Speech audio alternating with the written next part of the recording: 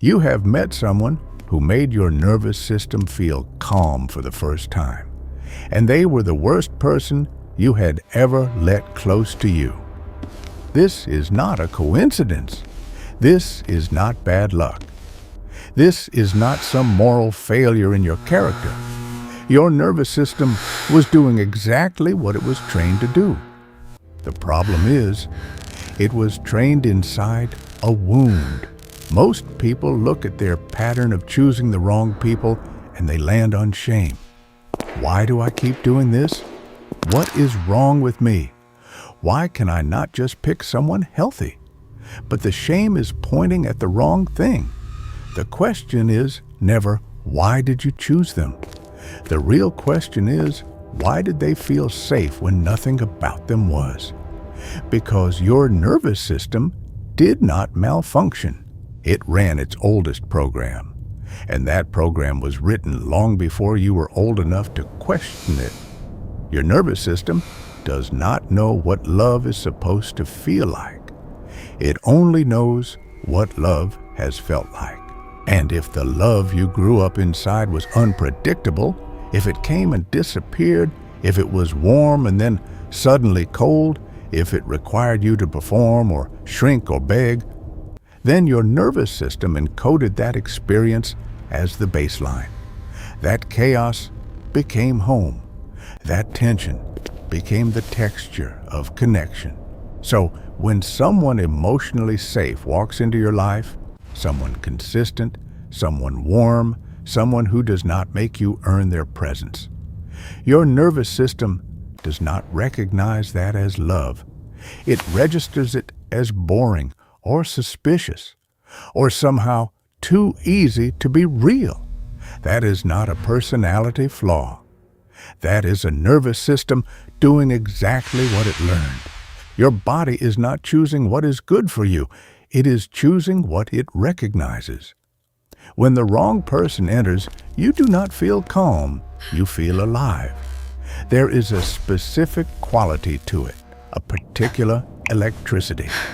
You find yourself checking your phone, rereading the last message, trying to read the distance in their tone, feeling something sharp and urgent when they go quiet. And your mind translates all of that urgency as chemistry, as intensity, as depth. But what is actually happening is your attachment system has been activated. The anxiety you feel around them, the hypervigilance, the constant interpretation of signals, the emotional bracing.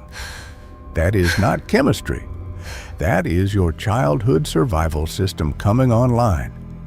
Because this is what that system knows. It knows how to monitor someone's mood for changes. It knows how to adjust, to manage, to not take up too much space. It knows how to stay calm on the outside while spiraling inside. You learned that in a room much smaller than this, and the wrong person, without knowing it, brought you back into that room. This is not love. It is recognition. And recognition is not the same thing as safety. Think about what it meant to receive love when you were young. If the love you received was inconsistent, sometimes they were present. Sometimes they disappeared. Sometimes they were warm. Sometimes they were cold without explanation. Sometimes you were enough. Sometimes you were too much. Sometimes everything was fine, and then without warning, it was not. When you cannot predict when love is coming, you do not relax into it. You watch for it. You wait for it. You do whatever you can to make it appear.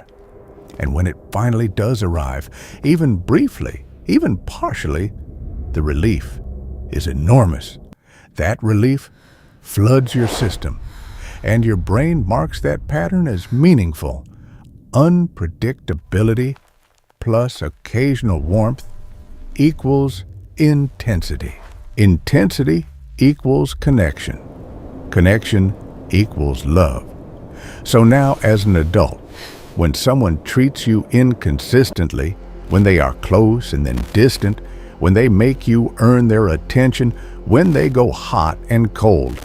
Your nervous system does not read that as a warning. It reads it as the shape love has always taken. And consistent people, people who are simply there, they feel flat, not because they are, but because your system was never taught to read that frequency. There is something else happening that almost no one talks about. The wrong people do not just feel familiar, they give you a role you have been rehearsing your entire life.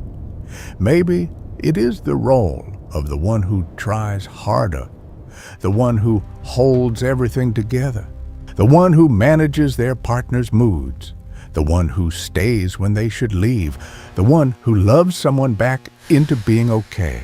That role is exhausting. But it is also the only version of love you were shown. Love that required your effort. Love that required your sacrifice.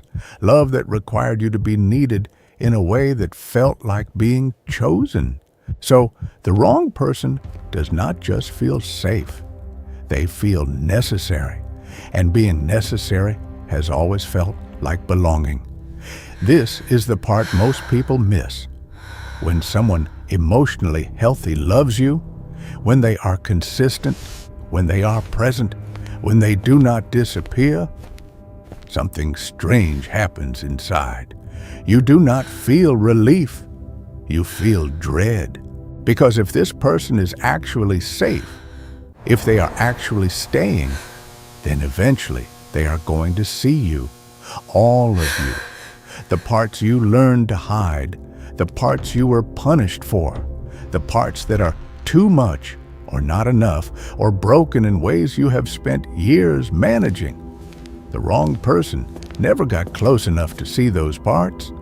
The chaos kept everyone at the right distance. But a safe person might actually look. And if they look and then leave, that will not feel like losing a bad relationship. That will feel like proof of everything you were afraid was true about yourself.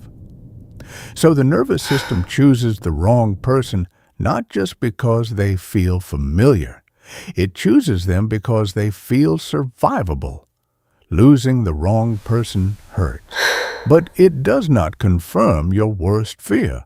Losing the right person after being truly seen might break something that cannot be repaired.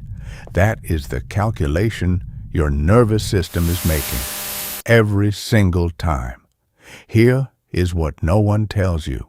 The longer you run this pattern, the longer you spend in relationships that activate the old wound instead of healing it, the more you reinforce the belief at the center of everything, that you are someone who can only be wanted imperfectly.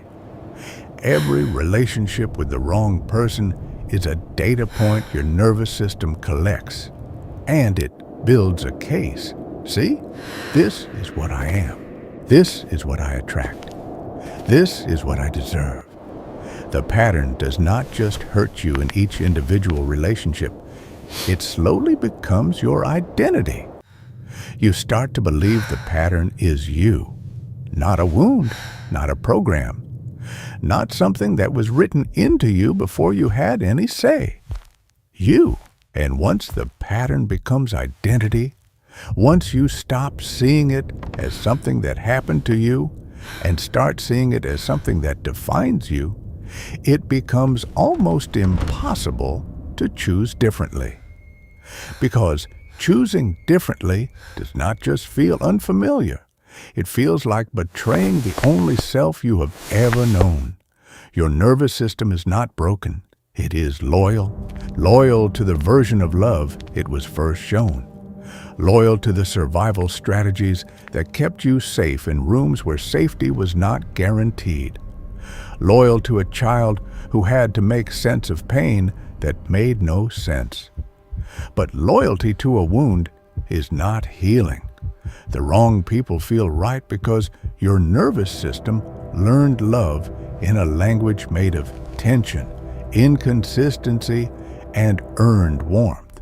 And until you learn a new language, until you let yourself sit inside the discomfort of something safe long enough for your system to stop reading it as a threat, you will keep choosing home, even when home is the thing that is hurting you. If this reached something in you, something quiet that you have been trying to name for a long time, stay with that feeling. There is more on this channel, and every video exists to help you see the pattern before it chooses for you. Subscribe if this is the kind of truth you're ready to keep hearing.